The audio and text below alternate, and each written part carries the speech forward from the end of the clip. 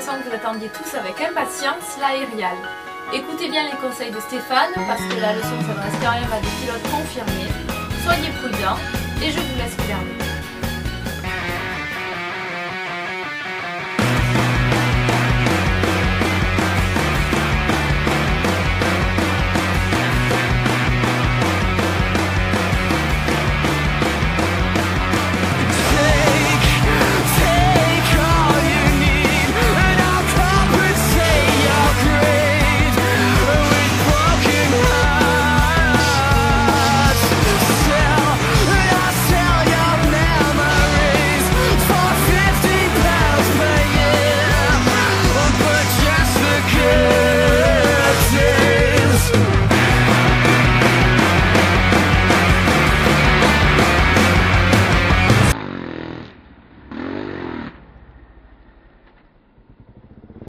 Et oui, l'aérial.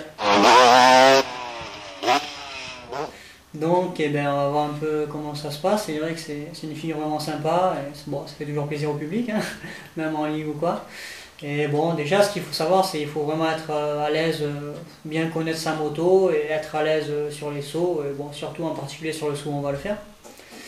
Et l'idéal, en fait, c'est de s'entraîner au début sur un petit saut. Ça va rien de prendre un saut de fou.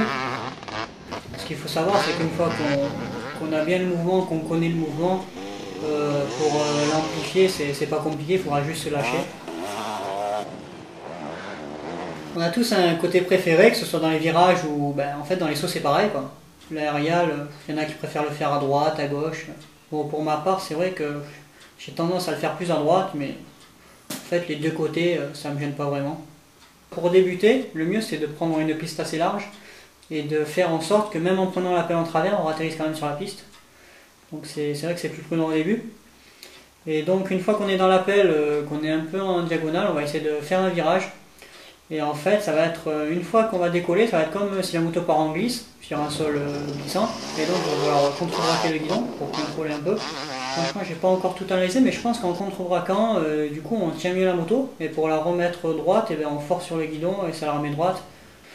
Mais c'est vrai qu'au début, il ne faut pas trop avoir peur, et même si on atterrit un peu en travers, c'est vrai que ça reste pas grand chose, parce qu'avec la force cinétique, la moto se remet en ligne, il suffit de bien serrer, et normalement ça va. Bon, c'est sûr, si on atterrit vraiment à 90 degrés, on va tomber, mais c'est vrai qu'on peut atterrir un peu en travers. À la limite, si on est vraiment en travers avant de atterrir, on met un grand coup de gaz pour remettre la moto en ligne. Grosso modo, consiste à faire un aérial, c'est de faire un virage en l'air, grosso modo.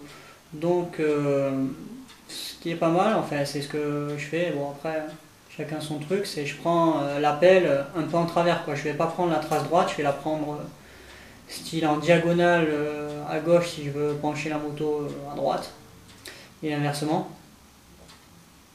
Ensuite, bon, il y a assis et debout. C'est vrai que personnellement, j'ai tendance à toujours prendre la pelle assis quand je fais un aérial, mais bon, debout c'est le même principe en fait. Après c'est comment on sent sur la moto, comment on sent le saut et tout ça, quoi. C'est sûr qu'au début il ne faut pas avoir peur, et je pense que c'est long, quoi. Ça vient petit à petit et ça vient pas de suite. Il ne faut pas vous décourager si vous n'y arrivez pas de suite, quoi. Petit récapitulatif, donc on prend la pelle un peu en travers, on essaie de faire un virage en l'air, de bien pencher le poids de son corps vers du côté où on veut pencher la moto. Ensuite on rétablit, on cède un peu du guidon qu'on a contre-braqué. Et voilà, quoi. Après c'est vrai que bon, on peut faire des variantes, c'est-à-dire on peut en même temps lâcher un pied, deux pieds, un bras, les deux. Et voilà, après c'est vrai que c'est pour le fun et ça fait toujours plaisir. Il faut vraiment se sentir à l'aise pour faire ce genre de saut, et à la limite il faut bien connaître le saut, le connaître par cœur et le sauter dans toutes les situations.